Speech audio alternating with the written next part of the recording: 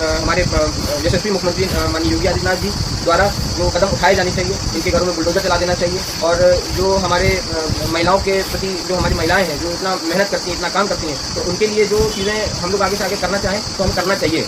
और जो इस तरह का घिनौना चित्र अगर जो लोग कर रहे हैं कि 8 साल की बच्ची के साथ रेप, 2.5 साल की बच्ची के साथ रेप, ये बहुत ही ज़्यादा खराब है और इस चीज़ का हम लोग विरोध करते हैं। ये घटना अभी कल की हादसे में कि आप युवा लीडर आप रिप्रेजेंट करते हैं युवाओं को, इसलिए हमारी जिम्मेदारी है कि आप मध्यम से उस घटना के बारे में चर्चा करें।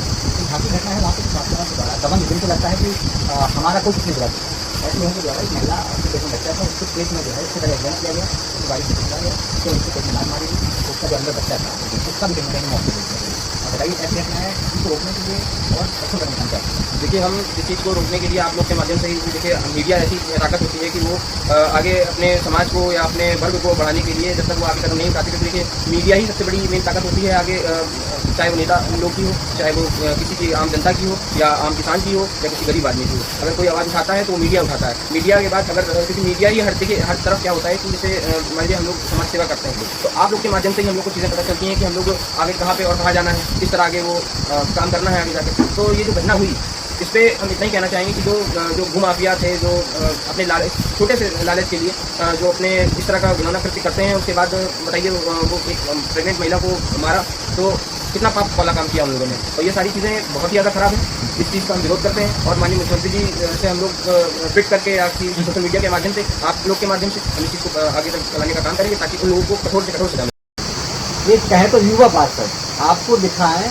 यहाँ पर हिमांशु अम्बेडकर यहाँ पर शिक्षा का एक उदाहरण आपको पेश किया है पार्षद जी ने हिमांशु अम्बेडकर जी लगातार सरकार काम कर रही है। तो सरकार का की प्राथमिकता है कि ज़्यादातर महिलाओं का उत्थान कैसे। अभी आपने देखा लगातार महारानी अहिल्याबाई होलकर के नाम से लगातार आप लोगों ने आयोजन किए पूरे देश में। आपका केंद्रित है, आपका जो मिशन है वो महिलाओं को कैसे सशक्त करना है, तो आप अपने बारे में ऐसा क्या करना है कि महिलाएं सशक्त हैं और आप पहले अपने बारे में। पहले तो आपके चैनल को बहुत बहुत धन्यवाद एवं सादर आभार प्रकट करता हूँ। आपके माध्यम से जो हमें आपके न्यूज़ चैनल से जो आप लोग देख रहे हैं मैं उनको सच प्रणाम करता हूँ।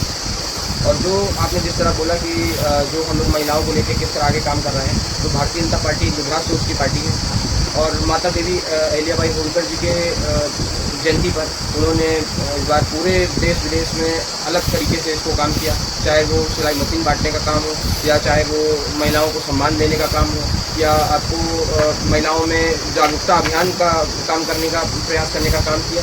तो भारतीय जनता पार्टी ने इस तरह के बहुत सारे काम किए और उसी चीज़ को हम लोगों ने देखते हुए, क्योंकि मैं माता देवी अहिल्याबाई होलकर स्टडी सर्कल का मैं अध्यक्ष भी हूँ और बाकी जब इस चीज़ को हम लोग शुरू से ही काम करते रहे, क्योंकि देखिए माता देवी अहिल्याबाई होलकर ने जो बड़े बड़े काम किए, जो उनकी चीज़ें थी जिन्होंने इस तरह अपने, जैसे कि अभी एक हाल ही में मुझे याद है कि जब माता देवी अहिल्याबाई होलकर अपने रथ के साथ जा रही थी तो उनके बेटे के द्वारा एक उस रथ से एक गाय का बच्चा मर गया। तो माता देवी अहिल्याबाई होलकर को बहुत खराब लगा, तो उन्होंने कहा कि और वो जो गाय का बछड़ा था, जब गाय आती है तो बहुत ज़्यादा गुस्सा हो जाती है और गाय उस माता देवी अहिल्याबाई होलकर जी के रथ को रोक देती है। तो माता देवी अहिल्याबाई होलकर कहती हैं कि वो गाय का बच्चा था, तो उन्होंने क्या किया कि जैसे उनके बेटे ने उसको बछड़े को मारा था तो वैसे ही उन्होंने सजा के लिए सजा दे दिया अपने बेटे को, कहा कि ऐसा है कि अब इसको भी उसी तरीके रथ के नीचे लगा के उसे मार दिया जाए। तो उन्होंने जब ये आदेश दिया तब देखते हैं कि ममता कितनी बड़ी होती है। तो जब उनको सामने उनके देवी अहिल्याबाई होलकर जी के बेटे को जब सामने लाया गया तो वैसे ही जब रथ चलने लगा तो वैसे ही गाय की माता आती है और कहती है कि मैंने आपके बेटे को माफ़ कर दिया। तो बहुत बड़ी कहानी बताई है। ऐसा पार्षद आप समझ सकते हैं जो भी देख रहे हैं, तो आपके वार्ड में ऐसा पार्षद आपको मिला है जो जिसके अंदर शिक्षा तो है ही। बाबा साहब ने कहा था कि शिक्षा वह शेरनी का दूध है जो जितना पिएगा उतना दहाड़ेगा। शिक्षा के साथ साथ हिमांशु अम्बेडकर जी में जो न्याय करने की जो ललक है, इनके जो कहानी आपने सुनाई है, ये अहिल्याबाई होलकर को आपने एक उदाहरण देकर के कहीं ना कहीं आपके अंदर भी न्याय करने की जो शक्ति है, सोचने की जो क्षमता है, वो प्रबल है। हम जरा आगे सवाल पे जाएंगे। हम लोग लगातार रक्षक फाउंडेशन को भी हम रन करते हैं। रक्षक फाउंडेशन का मेन उद्देश्य है कि ग्राम पंचायतों में, वार्डों में, सुदूर क्षेत्रों में जहाँ पर महिलाएं अपने अधिकारों को नहीं समझ पाती, उनको जागरूक करना, उनको योजनाएं पहुँचाना।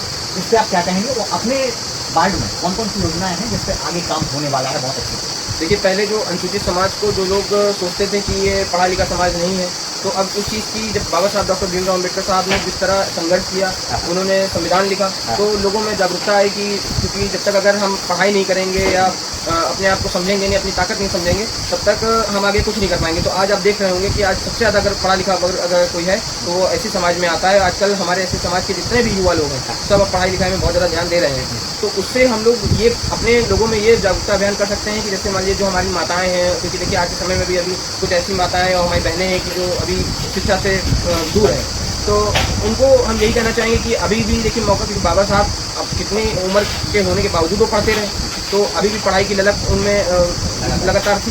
तो आपके अंदर भी ये चीज़ होनी चाहिए कि आप पढ़ाई को जितना ज़्यादा समझेंगे उतना ही आपके लिए चीज़ें आगे बढ़ेंगी। ये संदेश है हिमांशु जी का।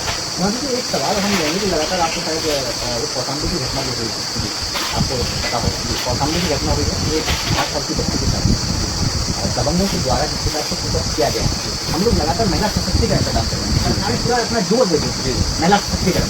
तो वहीं पर कौशाम्बी में उत्तर प्रदेश का ये जिला जहाँ पर बच्ची के साथ अप्राकृतिक ये कृत्य हुआ है, तो इस पर आप क्या कहते हैं? और महिला सशक्तिकरण के नाम पर क्या ये कलंकित करने वाली घटना है? देखिए जो जिस तरह की जो अभद्र चीज़ें हुई कौशाम्बी में, तो ये बहुत ही ज़्यादा खराब था। जो गुंडे माफियाओं ने इस तरह किया है, तो हम अपने हमारे यशस्वी मुख्यमंत्री माननीय योगी आदित्यनाथ जी द्वारा जो कदम उठाए जाने चाहिए, इनके घरों में बुलडोजर चला देना चाहिए। और जो हमारे महिलाओं के प्रति जो हमारी महिलाएं हैं जो इतना मेहनत करती हैं, इतना काम करती हैं, तो उनके लिए जो चीज़ें हम लोग आगे से आगे करना चाहें तो हमें करना चाहिए।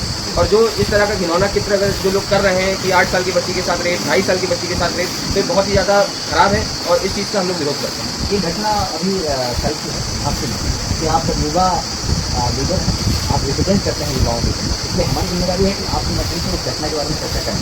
जहाँ की घटना है वहाँ पर कुछ माफियाओं के द्वारा दबंग, जिनको लगता है कि हमारा कोई कुछ नहीं बिगाड़ सकता, ऐसे लोगों के द्वारा एक महिला के पेट में बच्चा था, उसके पेट में जो है इसको पहले एक्सीडेंट किया गया, उसकी बारिश से टूटा गया, तो उसके पेट में मार मारी गई, तो उसका जो अंदर बच्चा था उसका भी कहीं ना कहीं मौत हो गई।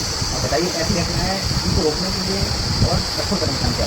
देखिए हम इस चीज़ को रोकने के लिए आप लोग के माध्यम से ही, देखिए मीडिया ऐसी ताकत होती है कि वो आगे अपने समाज को या अपने वर्ग को बढ़ाने के लिए जब तक वो आगे कदम नहीं उठाती, क्योंकि देखिए मीडिया ही सबसे बड़ी मेन ताकत होती है आगे, चाहे वो नेता लोग की हो, चाहे वो किसी की आम जनता की हो या आम किसान की हो या किसी गरीब आदमी की हो। अगर कोई आवाज़ उठाता है तो वो मीडिया उठाता है। मीडिया के बाद अगर क्योंकि मीडिया ही देखिए हर तरफ क्या होता है कि जैसे मान लीजिए हम लोग समाज सेवा करते हैं, तो आप लोग के माध्यम से ही हम लोग को चीज़ें पता चलती हैं कि हम लोग आगे कहाँ पे और कहाँ जाना है, किस तरह आगे वो काम करना है आगे जाके। तो ये जो घटना हुई इस पर हम इतना ही कहना चाहेंगे कि जो भूमाफिया थे, जो अपने छोटे से लालच के लिए जो अपने इस तरह का घिनौना कृत्य करते हैं, उसके बाद बताइए वो एक प्रेग्नेंट महिला को मारा, तो कितना पाप वाला काम किया उन लोगों ने। और ये सारी चीज़ें बहुत ही ज़्यादा ख़राब हैं, इस चीज़ का हम विरोध करते हैं। और माननीय मुख्यमंत्री जी से हम लोग ट्वीट करके या सोशल मीडिया के माध्यम से, आप लोग के माध्यम से हम इस चीज़ को आगे तक चलाने का काम करेंगे ताकि उन लोगों को कठोर से कठोर सजा मिल सके। मानसी जी, हम लोग आपके पास टाइम भी करना है, हम एक सवाल आपसे लेंगे। रक्षित फाउंडेशन और जन जागरण के सदस्य हम लोग हर बार में एक प्रोग्राम करने जा रहे हैं, एक पेड़ माँ के नाम। वैसे SC/ST OBC बनते बच्चे भी लगातार योजनाएँ रक्षित चलाता है, तो आपके बारे में भी हम लोग चाहते हैं कि आपके साथ में मिल सकते एक पेड़ माँ के नाम का आयोजन करें, जिसमें ज़्यादा से ज़्यादा लोग जाने पेड़ों को क्या क्या कहेंगे और आगे क्या प्लान है? देखिए एक पेड़ माँ के नाम जो माननीय प्रधानमंत्री नरेंद्र मोदी जी ने जो हम लोग को आश्वासन दिया कि ये सब लोग लगाना चाहिए, तो मेरा मानना ये है कि वो एक पेड़ माँ के नाम लगाने के बावजूद हमें एक काम और करना चाहिए, हमें प्रतिदिन एक पेड़ लगाना चाहिए। क्या बात है, बहुत बड़ी बात है। उससे क्योंकि देखिए आज के समय में आप देख रहे होंगे कि ह्यूमिडिटी कितनी तेज़ी से फैल रही है और गर्मी इस बार मुझे लगता है कि सबसे ज़्यादा गर्मी इसी वर्ष पड़ी 2026 में 25 में, और उसके बाद अगर इसी तरह कंडीशन रही तो 2026 में इससे ज़्यादा हम लोग को दिक्कत आने वाली है। तो इसको रोकने के लिए हम जनता से यही अपील करते हैं कि एक पेड़ माँ के नाम लगाएं और प्रतिदिन एक पेड़ लगाएं। उससे क्या होगा कि आपकी जो ह्यूमिडिटी फैल रही है इसे हम रोक पाएंगे, कंट्रोल कर पाएंगे। क्योंकि आपने देखा होगा कि अगर आप हमारे कार्यालय आए होंगे तो आपने देखा होगा पूरा नेचुरल हमने बना रखा है। अगर हम इसको कंक्रीट और सीमेंट से अगर इसको बनाते तो यहाँ भी हो सकता है कि ह्यूमिडिटी के चक्कर में हम लोग बैठ ना पाते, लेकिन हमने जो सोचा, जो हमें भाई प्रकृति हमें चीज़ें सिखाती है, क्योंकि देखिए आने वाले कैसा लगा आपको, कैसे लगा एक छोटा सा प्लान बन जाता है तो उसको लगता है कि बहुत अच्छा आलिशान ऑफिस है। आप एकदम जमीन से जुड़े हुए, हमने ये ऑफिस को देखते के मुझे लगा कि आपने सच्चाई में बाबा साहब को पढ़ा, आपने रियल में बाबा साहब को पढ़ा। क्योंकि ऐसा व्यक्ति जो खुद बांस के उस ऑफिस में रहता हो, जिसके चारों तरफ मैंने इसका वीडियो लिया है, मैं आपको भी दिखा रहा हूँ, लगातार आप इसको बैठते हैं, आपको कितना सुकून मिलता है, कैसे आप सेवा कर पाते हैं लगता है? देखिए, हमें अगर पैसा कमाना होता या हमें अच्छे ऑफिस में बैठना होता तो हम बैठ सकते थे, लेकिन नहीं। अगर हमें देखना है कि हमारी जनता हमारे लिए क्या, क्योंकि देखिए जनता ही हमारे लिए देवता है, क्योंकि उसने हमें चुना है, हमें जनप्रतिनिधि समझ के हमें उसने चुना है। तो जनता के लिए हम जो कुछ करना चाहेंगे हम उन्हीं के लिए करेंगे। अब अगर मान लीजिए हम देखिए, जो सुकून आपको इस बांस की कोठरी में बैठने में अच्छा लग रहा है, क्योंकि देखिए जो आपके जो नेता होना चाहिए वो ज़मीन से जुड़ा हुआ होना चाहिए। ये नहीं कि वो आसमान में बैठा रहे और उसको अगर जनता आती है तो उसकी बात ना सुने, दिखाई नहीं। तो इस चीज़ का हम थोड़ा सा वो करते हैं। बाकी हम लोग जो आपने संदेश दिया है कि पेड़ हर व्यक्ति को पेड़ लगाना चाहिए, प्रतिदिन एक पेड़ लगाना चाहिए, उसको पालना भी चाहिए, उसको पेड़ में पानी भी देना चाहिए, उसको बड़ा भी करना चाहिए। जिम्मेदारी सिर्फ लगाना नहीं है, उसको देखभाल भी करनी चाहिए। बिल्कुल।